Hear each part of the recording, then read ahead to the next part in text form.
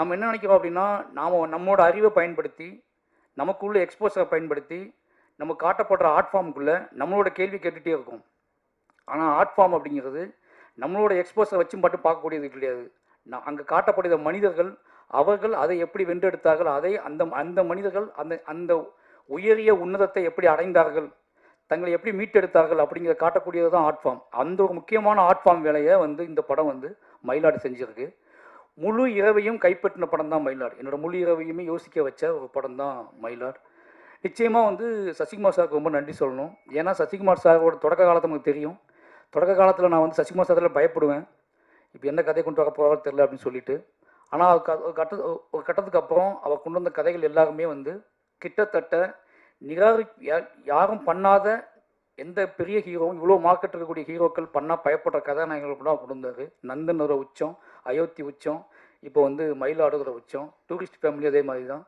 கிட்டத்தட்ட சசிகுமார் சார் நமக்கு என் ஹஸ்பண்ட் சொல்லும் போதே, கதை யோசிக்கும் போதே சசிகுமார் சார் இருக்காரு, நம்பி யோசிங்கன்னு சொல்கிற அளவுக்கு ஒரு முக்கியமான ஒரு வேலையை செஞ்சிட்ருக்காரு. அதுக்கப்புறம் ஆர்டிஸ்ட் அவங்க சைத்தன்யா, சைத்ரா, கோயில்பட்டி பொண்ணு மாதிரியே இருந்தீங்க. அப்படியே கோயில்பட்டி பொண்ணை நடிக்க வச்ச மாதிரி ஒரு ஃபீல் இருந்துச்சு. ரொம்ப சந்தோஷமாக இருந்துச்சு. ஏன்னா நீங்கள் நிச்சயமாக அவங்க சொன்ன மாதிரி, குருசவன் சொன்ன மாதிரி உங்களை தவிர விட மாட்டாங்கன்னு நம்புகிறேன். ஓகேங்களா? அப்போ சாண்டோல்டன் இந்த பாட்டு படம் பார்க்கறதுக்கு முன்னாடியே எங்கள் வீட்டில் கேட்டே இருப்பாங்க. அந்த ஒரு பீட் மட்டும் நெஞ்சில் விழுந்துருக்குல, அது கேட்டே இருப்பாங்க. சாண்டோல்டன் எனக்கு ரொம்ப நெருக்கமாக எனக்கு பிடிக்கும். என்ன அப்படின்னா, சாண்டோல்டன் எப்போவுமே சின்ன வயசில் நம்ம அம்மன் கோயிலில் உட்காந்து, தென்னியில் உட்காந்து அந்த ஒரு தரையை தட்டி பாட்டு பாடியிருப்போம். நம்ம கூட அண்ணனோ தம்பியோ பாட்டு பாடி நம்ம ஞாபகத்தில் இருந்துகிட்டே இருப்பாங்க. அப்படி நம்ம கூட ரொம்ப நெருக்கமாக இருந்து பாட்டு பாடிட்டு இருக்க ஒரு ஆள் மாதிரியே சாண்டோடன் தோணுவார். அவருக்கு ஒரு சந்தோஷமான மகிழ்ச்சியான நன்றியை தெரிவிச்சுக்கிறேன்.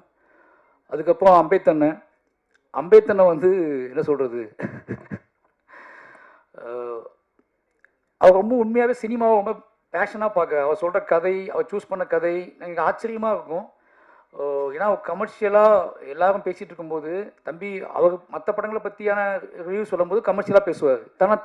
தன்னோட படத்தை பற்றி பேசும்போது மட்டும் நல்ல கதை தம்பி அப்படிம்பார். மற்ற படம் சார் என்ன படம் எப்படி இருக்கு அப்படின்னு கேட்டால், அது ஒன்றும் ஒப்பேராது போல இருக்க அப்படிம்பார். ஒன்றும் இல்லை தம்பி, சுவாரஸ்யமாகவே இல்லை, ரொம்ப லேகாக இருக்குது அப்படி இப்படிம்பார். சரி உங்கள் படம் எப்படின்னு கேட்டால், படம் ரிலீஸ் ஆக மட்டும் கேட்போம், எப்படி வந்திருக்கு படம் அப்படின்னா, தம்பி எப்படி ஒரு நல்ல கதை தம்பி அப்படிம்பார். அந்த ஒரு பெரிய அவர் சூஸ் பண்ணுற கதைகள் இருக்குல்ல, அது நிச்சயமாகவே அவருக்கு ஏதோ ஒரு பாயிண்ட் அந்த கதைக்குள்ளே இருக்கணும். அது இல்லை அப்படின்னா அந்த கதையை சூஸ் பண்ணி அவர் ரிலீஸ் பண்ண எல்லா படத்துலையுமே அப்படி ஒரு விஷயம் இருந்திருக்கு அப்படிங்கிறது நீங்கள் பார்த்தாலே தெரியும். ரொம்ப நன்றிண்ணே. இந்த மாதிரி நான் லா காலேஜ் படிக்கும்போது லா காலேஜ் வாசலில் நின்று ஒத்திலே நின்று போராட்டம் பண்ணிகிட்டு இருப்பார். தனியாக நின்று போராடுவார், எழுதி போட்டு போவார். அவர் முகத்தை எனக்கு திருப்பி ஞாபகப்படுத்துச்சு. அதுக்காக ஏன்னா நீங்கள் கொண்டு வர கேரக்டர் என்ன அப்படின்னா, அதுக்குள்ள பகடி இருக்குல்ல, அந்த பகடிக்குள்ளேயே உங்களோட உடல் மொழி, கைவிடப்பட்ட ஒரு மனுஷன். எனக்கு அப்போ தான் தோணுச்சு, உங்களுக்கு ஹஸ்பண்ட் உங்களுக்கு குழந்தை இல்லையா, இந்த படத்தில் உங்கள் குழந்தை இல்லை, உங்கள் ஒய்ஃபை காட்டலை, உங்கள் வீட்டை காட்டலை அப்படிங்கும்போது இது ஒரு மெட்டஃபராக எனக்கு பயங்கரமாக டிஸ்டர்ப் பண்ணுச்சு. இவர் எங்கே சாப்பிடுவார், எங்கே தூங்குவார், இவர் யாருக்கு முத்தம் கொடுப்பாரு, இவர் யார் மடியில் போய் படுத்துக்குவார், இவ்வளோ அடியை வாங்கியிருக்காருல்ல, இவருக்கு யார் ஒத்தலம் கொடுத்துருப்பா, இவ்வளோ விஷயங்கள் போயிட்டே இருந்துச்சு. அப்படியாப்பட்ட மனிதர்கள் இருக்காங்க அப்படிங்கிறது ஒரு பெரிய மன உளைச்சலையும் என்ன சொல்கிறது, அவங்களை ரெகனைஸ் பண்ணி அவங்களை பாராட்டக்கூடிய ஒரு படமாகவும் இந்த படம் இருந்துச்சு அப்படிங்கிற ஒரு பெரிய சந்தோஷம்.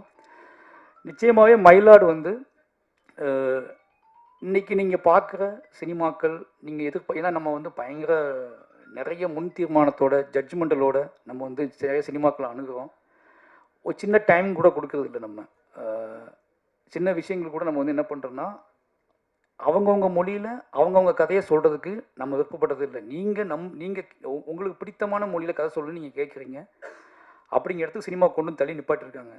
இங்கே யாரெல்லாம் சினிமாக்குள்ளே யார் வேணாலும், எப்படி மீடியாக்குள்ளே நீ யார் வேணாலும் என்னென்ன மொழியில் வேணாலும் எப்படியாப்பட்ட உடல் மொழியோடும் ஒரு வீடியோ பேசி போட முடியுமோ அதே மாதிரி தான் சினிமாவும் நீங்கள் ஆகியிருக்கு. சினிமாக்குள்ளே நிறைய மனிதர்கள் உள்ளே தனக்கு தெரிந்த மொழியில் தனக்கு தெரிஞ்ச வாழ்க்கையை ரொம்ப ஆணித்தரமாகவும் தனக்கு கிடைச்ச சொற்ப விஷயங்களை வச்சுக்கிட்டு ரொம்ப முக்கியமான விஷயத்தை கடத்திட்டு போயிடுறாங்க. அப்படி ரொம்ப காம்பேக்டாக, ரொம்ப நல்ல நீட்டாக ஒரு கமர்ஷியல் பேக்கேஜோடு மட்டும் இல்லாமல், கமர்ஷியல் மீன்ஸ் நான் சொல்கிறது என்ன அப்படின்னா, நீங்கள் சினிமா பார்க்க வரீங்க, எங்கிட்ட சினிமா இந்த கதைக்கு முன்னாடி இந்த கதை இன்னும் 2.5 மணி நேரம் தாக்கு பிடிக்குமா அப்படிங்கிற கேள்வியோடு தான் உட்காருங்க. அதுக்கப்புறம் தான் கதைக்கு முக்கியத்துவம் கொடுக்குறாங்க. அதையும் மைண்டில் வச்சு ராஜமோகன்னா தன்னோட பாக்கெட்டுலாம் சேர்த்து ஒரு அழுத்தமான, ரொம்ப மனதை நெகிழக்கூடிய, வாழ்வின் மீது பெரிய நம்பிக்கை வரக்கூடிய, பெரிய தத்துவங்களை ஜெயிக்க முடியுமா, பெரிய அதிகாரங்களை ஜெயிக்க முடியுமா, அதெல்லாம் காற்றுல பரவிட்டாங்க, இனிமேல் அவங்கள ஜெயிக்கவே முடியாது அப்படிங்கிறத தாங்கிட்டு இருக்க எளிய தத்துவத்தை வச்சு அடித்து காலி பண்ணியிருக்காரு. அது ரொம்ப முக்கியமான விஷயமா அந்த படத்தில் பார்க்குறேன். ஏன்னா வேற வழியே இல்லை, இவங்க எப்படி ஜெயிக்கிறதுனே தெரியல. ஜெயிக்கவே முடியாதுன்னு நினச்சிட்டு இருக்க மனிதர்களை தாங்கிட்டு இருக்கிற ஒன்றே ஒன்று அறம், அந்த அறத்தை வைத்து ஜெயிக்க முயற்சி பண்ணியிருக்காரு. ஜெயிச்சிட்டார். அவருக்கு மொத்த டீமுக்கும் என்னோட நன்றியும் வாழ்த்துக்களும்.